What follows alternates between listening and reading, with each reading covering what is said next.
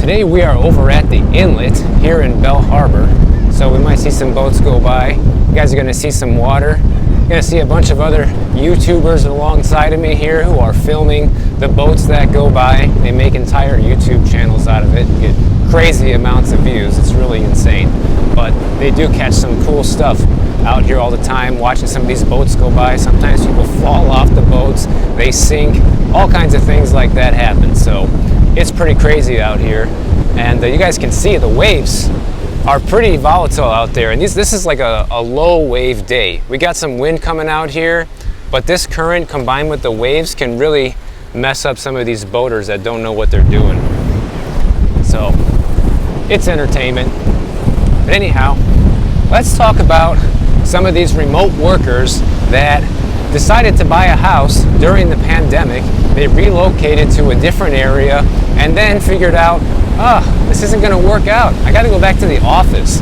And I would not want to find myself in that situation. It pretty much sucks to be in that situation. But I want to share some of these stories because I feel like it's always good to learn from other people's mistakes, you know? And the best way to do that is by hearing their stories, figuring out where they went wrong, and making sure that you don't repeat the same mistakes.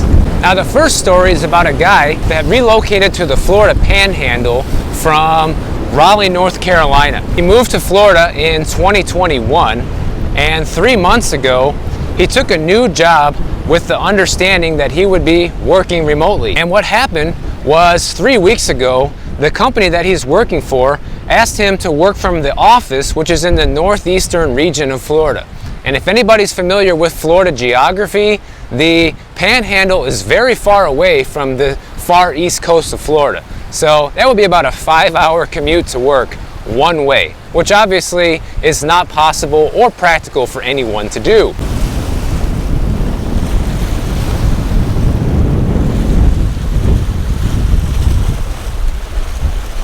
So this guy basically told the office that, listen, I can't do this. I took this job with the understanding I was going to be working from home, working remote, and he spent $500,000 on his house here in Florida. And unfortunately, this story does not tell you what he ended up deciding to do, if he's going to actually quit his job and try to find something else, or if he's going to have to cave in and move closer to the office over in the Jacksonville area. Either way, either one of those scenarios sucks, because think about this. If he decides to cave and move close to the job, well, now he's going to either have to rent that house out or sell it and hope that he's going to be able to get the money for it that he once paid for it back in 2021, which obviously you should be able to get more today than what he paid in 2021.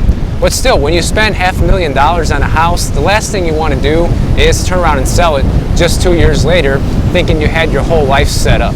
So, not a great situation to be in, but the next two stories are actually a lot worse than what this guy's going through. This other one is about a pharmacist who moved from California up to Oregon and decided that she was going to move up there in March of 2022. And now, just in January of 2023, she got a call back from the office saying, hey, you got to return back to work here in California. And here's the issue with this person. She bought this house, okay? She was under the impression that, well, if things reverse and I have to sell it at a last moment's notice because I have to go back to work, then it's not a big deal because the housing market's red hot. I should be able to list this place, get multiple offers, and just get out of here with actually making a small profit, and no big deal. Okay, so that was her plan. And so what she did is she listed the house for sale for $410,000. That was back in June of 2022, knowing that she was probably going to have to go back to the office, okay? And this place sat on the market and she got multiple offers, but the highest offer that she got was $330,000. And the lowest was $300,000. And then she finally ended up getting lucky and she got a higher offer for $369,000, but she's going to be taking a $6,000 loss on the property. So obviously she paid $375,000 for the place. And the thing is, guys, what you need to understand when it comes to these losses, that's not a $6,000 loss, okay? It's a much higher loss than that, because she bought the home initially for $375,000, okay? And obviously she probably has a mortgage. They didn't say she paid cash for the place. So you can pretty much guarantee she also had to pay about 2% of the entire value of the home in closing costs. So 2% is well over $7,000 to close on this property, right? So she spent that $7,500 probably to close back in 2022. And then now she's selling this place less than a year later, and she's going to have to pay a real estate agent. So you got 6% right off the top of the sale there, plus the $6,000 she's losing on the selling price and more on closing costs. So it's realistic to say that she's probably losing a lot more than that, probably closer to 10% of what she originally paid for the house. So she's probably losing in the neighborhood of 40 grand just on the selling side of this house now. And that's not a position you want to be in. I'm sure that a lot of people that bought homes as remote workers probably jumped the gun just like these people did, and are probably now regretting it if they find themselves in this situation, because you really only have two options if this is you. You either have to go back to work and get rid of this property or become a landlord, whether you want to be or not, or you just have to quit that job and hope you're going to be able to find something better in the area, or at least equivalent to pay your bills. And when you just got a fresh mortgage on a house and you're paying all this money, the last thing anybody wants to do is have job insecurity and not know when their next paycheck is going to come.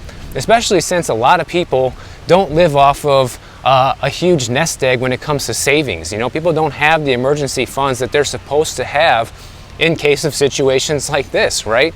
That's where you come up with these people, you know, more than half of Americans living paycheck to paycheck, especially in the higher income ranges. So people are not prepared to handle these type of things.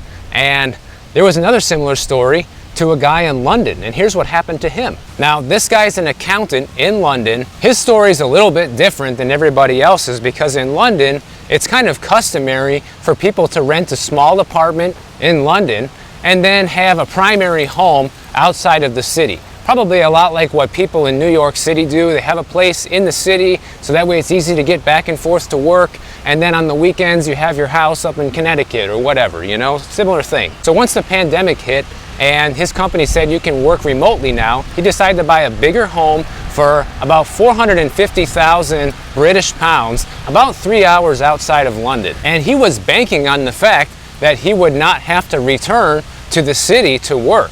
So imagine you have this 3-hour commute if you do have to go back, and lo and behold, they called him back to the office, and now he has to go back and work in London.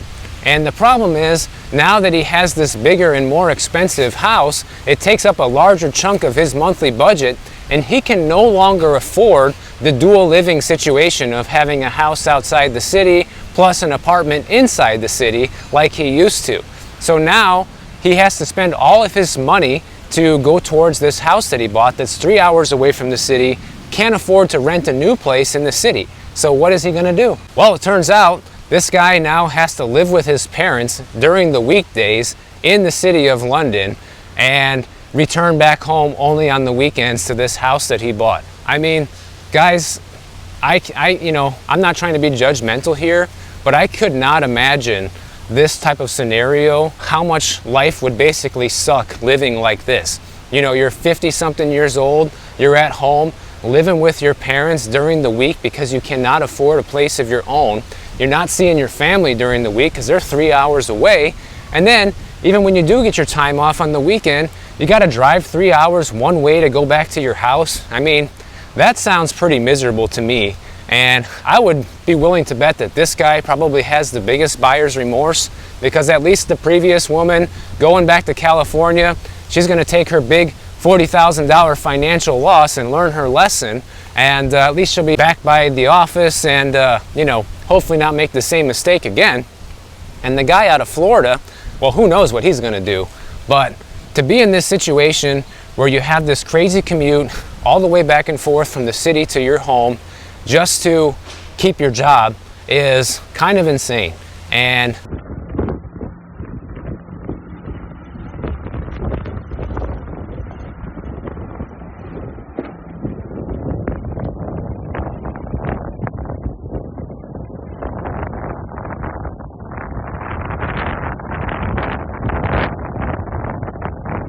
He's probably wishing right about now that he didn't buy that house. And by the way, I want to thank my viewer DJ for sending me this story that we just covered, because you guys are always sending me cool stories like this, and I enjoy covering the stuff that you're sending me. And the next story was actually sent to me by Patrick, and this story that Patrick sent me covers some of the things that Zillow and real estate agents are telling their buyers and sellers right now to make them feel better about the housing market, because God forbid if anybody had bad feelings, you know, we can't have that. Everybody has to feel good about everything today, right? So the first thing they're telling people, especially buyers, is that there's a big misconception that home prices are going to come down. Even though home prices actually are coming down, and they are down year over year on a national level right now and through many markets across the country, but they're not ready to admit that. And what they're telling people is, well, Zillow predicts that there's going to be a 0.2% increase in home prices from January 2023 to January 2024, which basically means that home prices are going to remain flat, which is already a flat out lie, guys, because we have already seen year over year losses as of March 2023, and who knows where it's going to be by January 2024. It's probably going to be close to double-digit losses depending on which index you look at.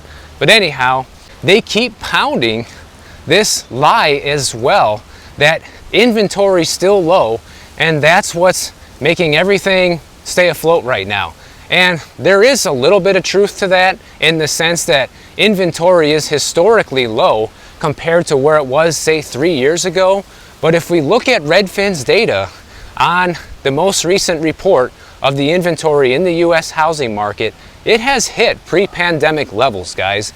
So there are the same number of homes for sale throughout the country that there were back in 2019 or even early 2020, which is still pre-pandemic, okay? They're telling people waiting for prices to come down further means you're going to miss out on a favorable buyer environment, because you know, there's less competition right now because mortgage interest rates are high. So in other words, yeah, don't worry, still go out there, pay top dollar for a home and get a 7% interest rate, and then worry about it all later, because we're gonna get our commission, and that's gonna be your problem. And here's a quote with what one of the real estate agents is telling their clients. They're saying, buyers may think it's better to wait out the market, but in reality, there's more opportunity in this market than I have seen in the past 5 years if buyers approach real estate as a long-term investment. Now, that's just it, guys. There are always lies sprinkled with a tiny little tidbit of truth, right? Because yes, real estate should be viewed as a long-term investment, but we know that people typically do not hang on to most of the real estate they buy long-term, and that ultimately is what gets people in the biggest amount of trouble. Just like these remote workers we just talked about. That lady from Oregon and California, she was not able to hang on to this house long-term, and that's ultimately what screwed her over. But if she was able to hang on to the house long-term, she would be just fine. So you know, most people do not look at this as a long-term investment, and yeah, there's more opportunity in the last 5 years because things are finally returning to a somewhat normal.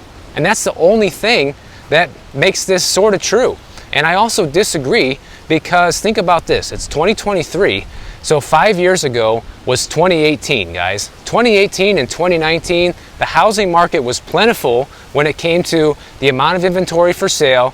Interest rates were still normal, you know, in the 4 to 5% range, or sometimes even the 3s if you had excellent credit. And you know, prices were half of what they are now, basically.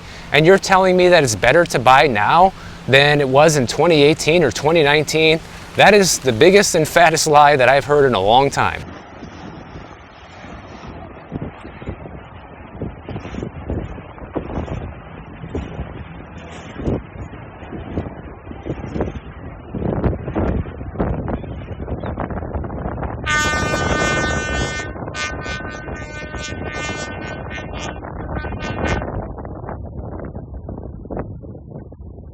And they're basically saying buyers need to take advantage now because there's more bargaining power than there was in the last couple years, and this is your moment.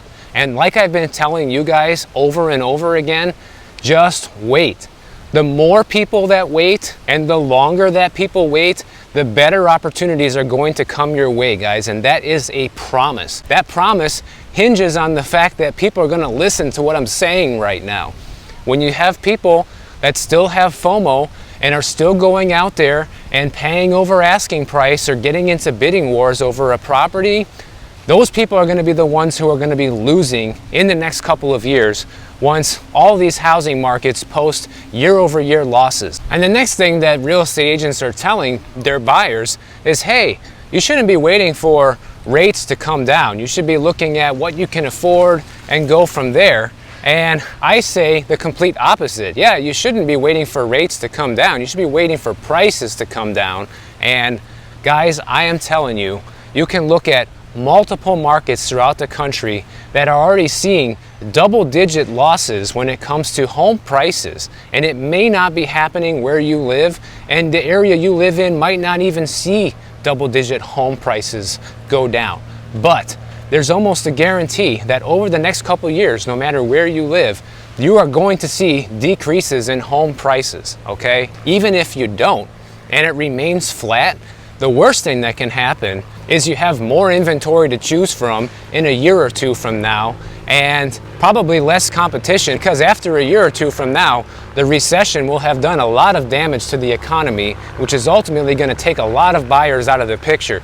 So if you're still left standing after this recession and still have buying power by then, you're going to be in a much better position than any buyer who's looking right now. That's a guarantee. Obviously, I can't guarantee anything, but you know what I'm saying, right? And really, here is the lesson to be learned from all of this, because there was a news story today talking about how home equity gains are cooling all across the board. And this is how it's been panning out so far. About 63% of homeowners across the U.S. have a mortgage on their property. Over the last year, the average increase in equity that a lot of homeowners saw was about 7.3% year over year, which is a pretty good gain, which comes out to roughly about 14 grand per homeowner. So not too bad for doing nothing, just owning your home. But if you think a $14,000 gain in equity is great, even though it is, the year before, in 2021, the average person gained about $63,000 in equity. So quite a big difference. You can see how much the home equity gains are slowing down, okay?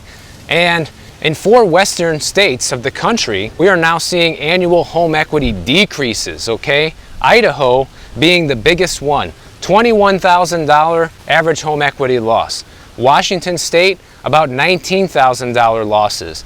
California seeing $8,500 losses, Utah $4,600, and Washington DC $8,300 losses. So these places are posting year over year losses in home equity, not gains, okay? And that's just the beginning. Those areas are places that definitely got heated up during the pandemic, and a lot of people went nuts and paid over asking price for all these houses in these areas, and it's natural for us to see the losses come in those places first. But it's going to spread to other areas across the country, especially as the recession becomes full-blown. Just remember that. The more unemployment goes up and the higher interest rates go, it's just going to start tanking everything everywhere.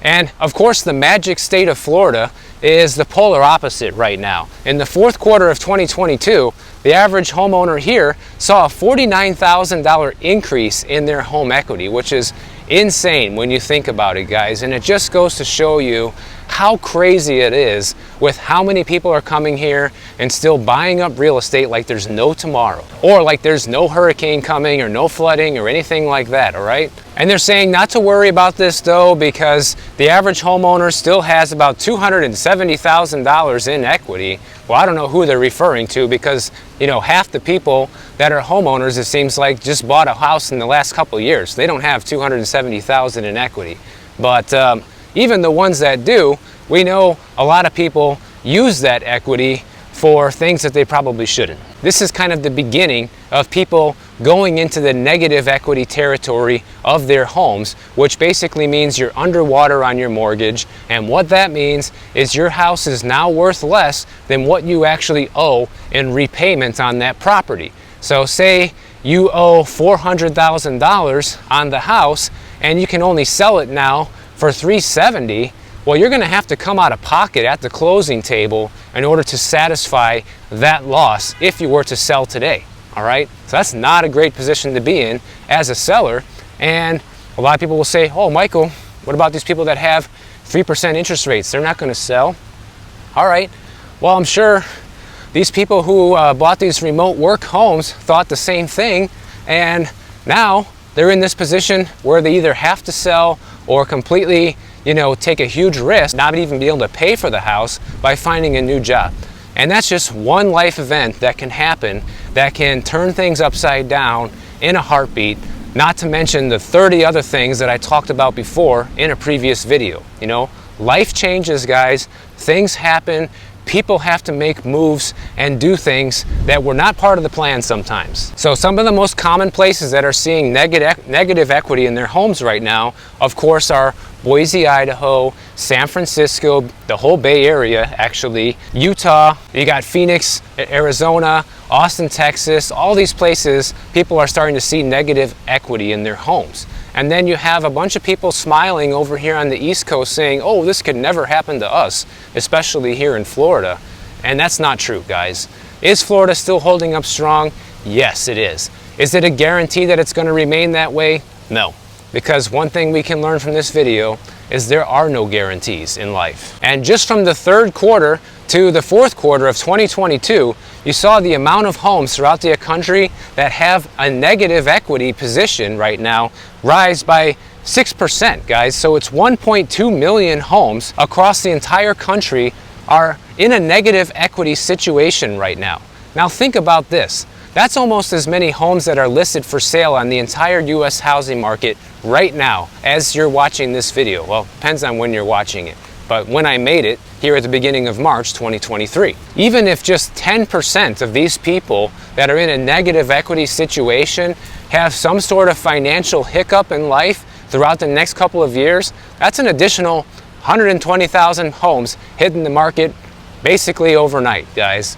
And that's a big jump in inventory nationwide, okay? That's 10% of the entire inventory, and that doesn't even account for the regular would-be sellers who are planning on selling this year anyways. Once again, going back to this weak argument of low inventory, inventory is at pre-pandemic levels right now and will likely continue to rise throughout this spring selling season because every single year the patterns repeat themselves year after year, and I believe by the middle of summer this year, around July or August, we will then see the inventory level of the U.S. housing market above where it was pre-pandemic, and probably looking closer back to like 2017 or 2018 levels of inventory.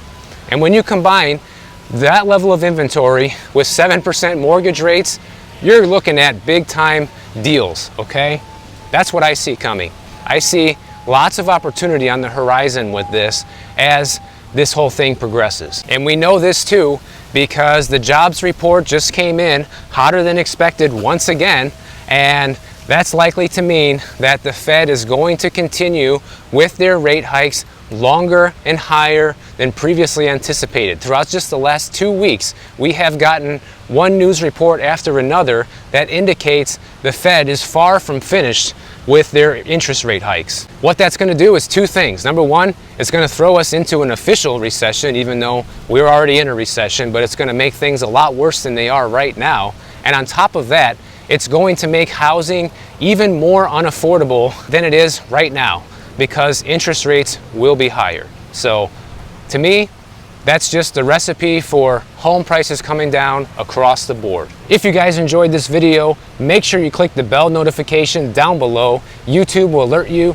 every time I post a new video. And if you don't want to wait, check out my next one on the screen right over here, and I'll see you in the next one.